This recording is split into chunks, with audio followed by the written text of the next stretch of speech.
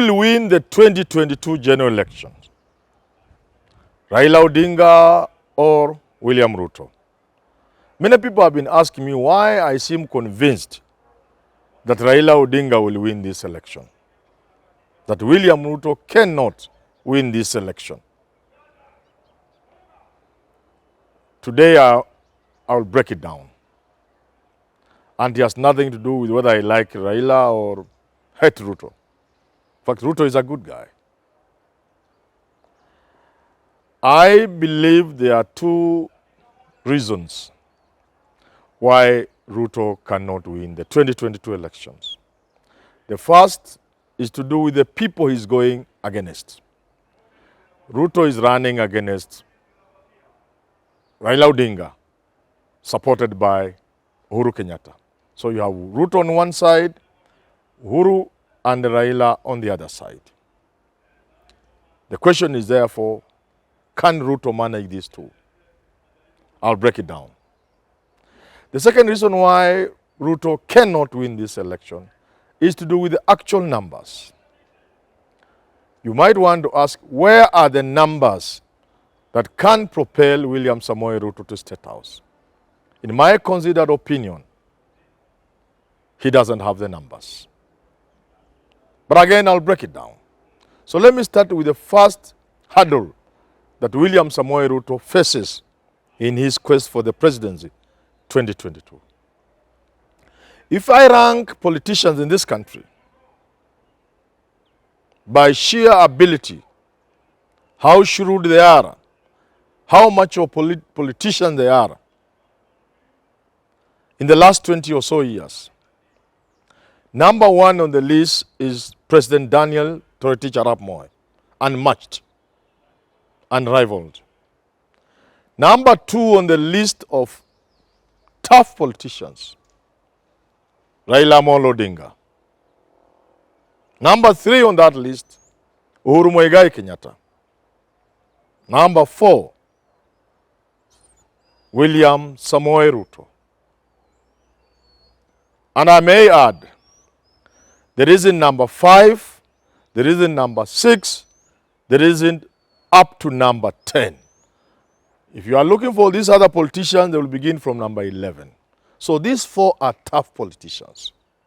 But the point now I want to make, when you have number 2 combining with number 3, how can number 4 beat them? That looking at Uhuru Kenyatta as a politician, for example, many people don't understand Uhuru Kenyatta. I've said it before. Actually, there are many, and I think William Ruto is one of them, who underrate and underestimate Uhuru Kenyatta. I've always argued, in terms of politics, Uhuru Muigai Kenyatta is lethal. But because he plays the long game, he sticks to the grand strategy. He allows you your little victories at the tactical level. He's a general who looks at the big war and after the war. Such a generals may allow the enemy to win a few battles. And then, when that happens in politics, people may quickly conclude that Uhuru Kenyatta is a weak politician. Oh, how wrong they are. Raila Amolo Odinga, you wouldn't say anything about Raila Odinga. His history is there for all to see. In fact, I'm told, after the first multi-party elections, at a point, the late Jaramogi Oginga Odinga, Raila's father, was collaborating with Daniel Arap Moi. They chose to work together. It is said, Jaramogi told Moi, please take care of my son. This young man is dangerous. In fact, Moi feared Raila more than his father. The kind of politician Raila is, you have to stretch imagination beyond breaking point, as Steve will put it, to see a situation in which William Ruto can outsmart Raila Odinga, the old fox. So now when you have Uhuru Kenyatta and Raila Odinga, chess masters, and you have William Ruto. It is difficult to see a situation in which William Ruto can outsmart these two gentlemen. But if you think this is subjective, and indeed it can be subjective because it's not scientific, let's look at the numbers. If you are not convinced that it's difficult in a clear, free and fair election for William Ruto to beat Raila, if you are not convinced that a combination of Raila and Uhuru is impossible for Ruto to beat, if you are not convinced, look at the numbers. If you are looking at the numbers, and please follow me, don't dismiss if you are the other side. You begin with 2007, 2013 and 2017. Our election is always closely fought. Kibaki versus Raila. Uhuru versus Raila. Uhuru versus Raila. It is a near 50-50. That's why when Governor Kimemia was saying, the system does not make one president. You cannot be having 60% and your victory is stolen from you. The difference between Kibaki and Raila in 2007 was about 300,000 votes. They declared the difference. So Kimemia was saying, deep state, if it exists, and he says it could be more deep than we think, and deeper, can only tilt in favor of the person who is almost winning. They are just at par. Wind assisted. Photo finish for the horses. You can push the horse kidogo, but it must be a photo finish. Now, when you look at it that way, then the numbers begin to make sense. For Ruto to win the 2022 election, he must maintain the Jubilee votes of 2017. I know there are those who are saying he has gained the Western Coast. It is true, but I'll come to that. But it's not enough to mitigate the hemorrhage from the Mount Kenya region. So for him to win, he must maintain the Jubilee numbers of 2017. Those numbers were majorly around the mountain. So you must ask yourself, will William Samoei Ruto benefit from the turnout around Mount Kenya, the turnout of 2017? You are allowed to say yes. But inside you know it's difficult. Will the people in hospital, voters from hospitals, be ferried on wheelbarrows to go and vote as in 2013 and 2017? You are free to say yes. But you know inside you that's not going to be possible. And therefore, the turnout in Mount Kenya region would not be the turnout of 2017. But you can argue otherwise. You are free. Secondly, you must also be convinced that William Ruto has all the votes in the manner that Uhuru had in 2017. Again, I argue you are stretching imagination too far. Indeed, recent opinion polls, even those celebrated by people from Kenya Kwanza UDA side, even those even commissioned by them, the best they give Ruto in the mountain region is 75%. So already 25% is gone. There was a funny one conducted by KTN, at Dedan Kimathi University, where Raila had 26 votes, Ruto about 70 votes. That works up about 20-something%, almost 30%. Now look, that is the true position on the ground. That as we speak today, the maximum you can give William Ruto is 75%. Again, I will ask you, from whichever side you are you convinced that Ruto will maintain that 75%? Or take it further, climb to 80%? Or is it not an affront on logic and reason? And the logical thing to believe is that Raila and Uhuru will up their gains. Are you convinced that Raila himself cannot get votes from the mountain? Given that the votes he got despite the obstacles placed in his way, 2013 and 2017. So that without the obstacles, Raila on his own can get a sizable number of votes. There may not be many. But you must conclude by convincing yourself, if you don't want, it's your problem, that there is no way a combination of Raila and Uhuru will yield anything below 35% of the mountain, at the very least. My conservative figure is 40% for Raila around the mountain. By the time of the vote, not now. There are many things that are yet to happen in Kenya and specifically around the mountain that I'm sure this vote from the mountain will amount to 35–40% at the very least for Raila Amolo Odinga. Now, that was a major constituent for Jubilee in 2017. So now there are those who are arguing, yes, that could be the case. We are willing to cede some ground around the mountain, but we are gaining in Western. Are you?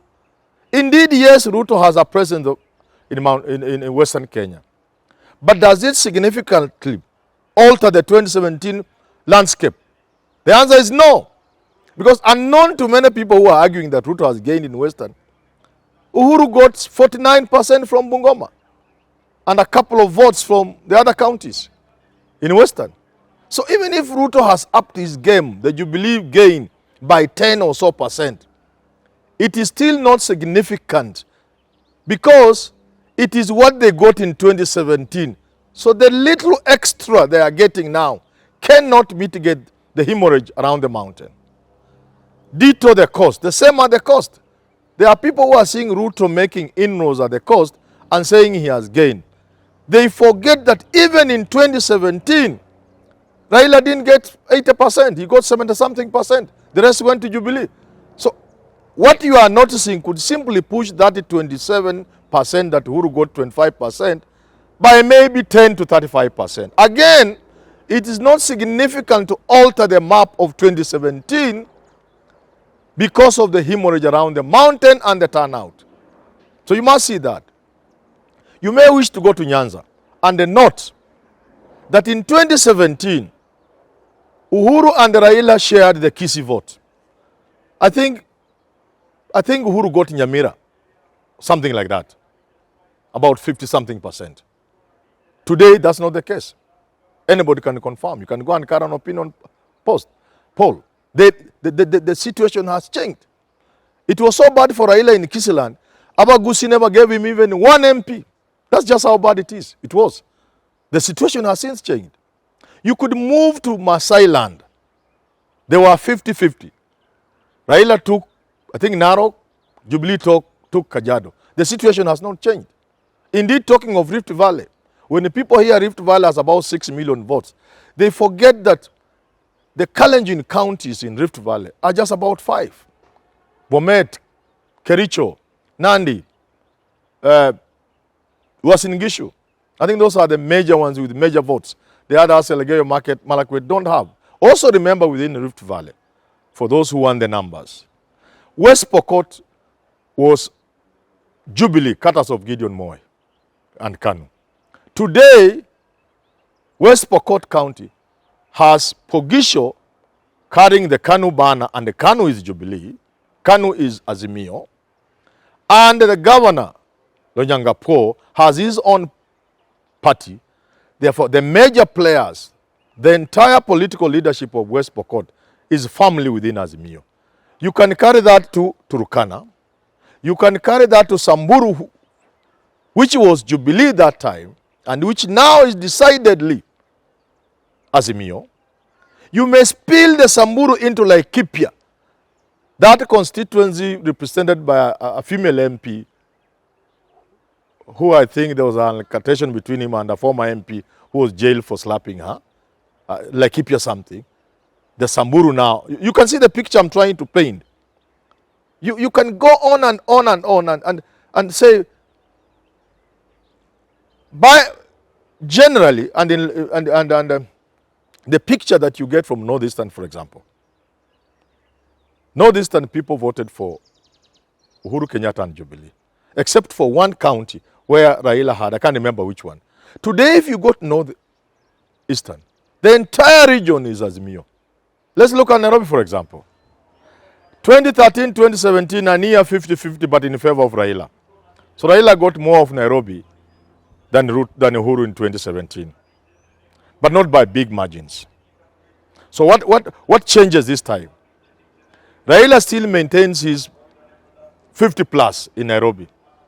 But remember, Uhuru has an impact on his people from the mountain. However minimal, if you wish to put it at a very minimal scale. That means the gains that Uhuru will get on the mountain could be reproduced in Nairobi, because Nairobi has majorly mountain voters. Now those mountain voters, the little impact Uhuru has on them at home will be maintained in Nairobi here. And remembering that there are also people from the mountain who are going for the big seats in Nairobi. The net result of that is that a few of the mountain people in Nairobi will now come to Raila's side. And therefore you can see Raila is upping his gain in Nairobi from 50-something% to perhaps 60-65%. And many opinion polls have put him around that 60%. Look at cost. It is true there is a big gain by William Samoei Ruto in the Kwale County. But you cannot use that alone to say that Raila's numbers at the cost are greatly reduced. Not at all. If you look at the major players at the cost, they are all with Azimio. If you look at who is supporting William Samoei Ruto at the coast, they are peripheral players. You can name them if you wish. Very peripheral. You go to Lamu. The entire leadership is with Azimio. Only the former governor, Timami, leading the Kenya Kwanza brigade. Very peripherally. So apart from Kwale, where Ruto has a significant presence at the coast, the rest of the places, in fact, Raila gains much more than he had last time. Because many of the people who voted the other side were doing so courtesy of Uhuru Muigai Kenyatta. And if you look at the numbers like in Lamu, you see the picture and what I'm saying. Now, you are free to stretch your imagination. You are free to argue the way you want. But if you look at the numbers critically, you realize that for Ruto to stand a chance, he must maintain the numbers of 2017, then go hunting.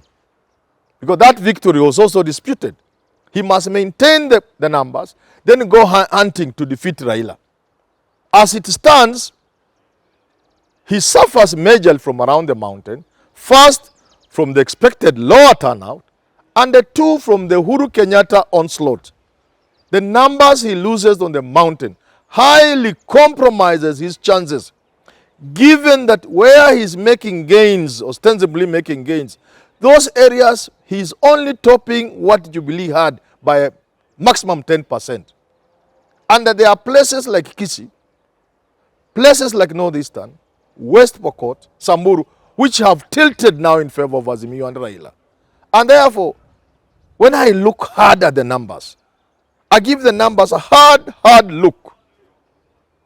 I can see no path to State House for William Samoei Ruto. He's a good man. I hope in the future he can become the president. But I see no path. The numbers don't lie. The numbers are not there for William Samoei Ruto. You can crack your head. You can lie to yourself. You can exaggerate the numbers in Western. I come from Western, and I'm telling you, the maximum you can get from there is 25%. You can crack the numbers the way you want. You can exaggerate, you can please yourself, but the numbers are simply not in favor of William Samoei Ruto. They are not there. He's a good guy, but the numbers are not there. Not at all.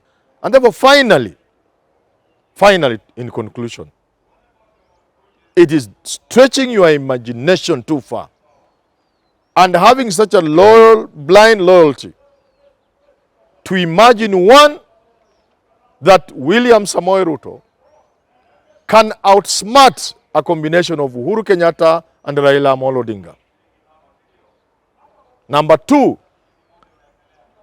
you look at the numbers themselves and they are speaking. They are telling you, after the suffering Ruto gets on the mountain, whether it is 25 or 30%, to compensate for those numbers will be difficult, because much as he's gaining a few votes here and there in Western Coast, Ukambani, whatever it is, Raila is equally gaining in Kisii, Northeastern, West Pokot, Samburu. And you must therefore see this as a simple arithmetics. A simple arithmetics. Where it remains 50-50, and the only disturbance there is the disturbance on the mountain. Because when Raila gains here, Ruto may cancel it in another place. When Ruto gains at this place, Raila cancels. So you go back to the figures of 2017, and to get the answer of who wins this election, you must go to the mountain. That's where Ruto's campaign begins. That's where his campaign ends, because Ruto's campaign will collapse around the mountain and not these other figures which cancel themselves out across the country.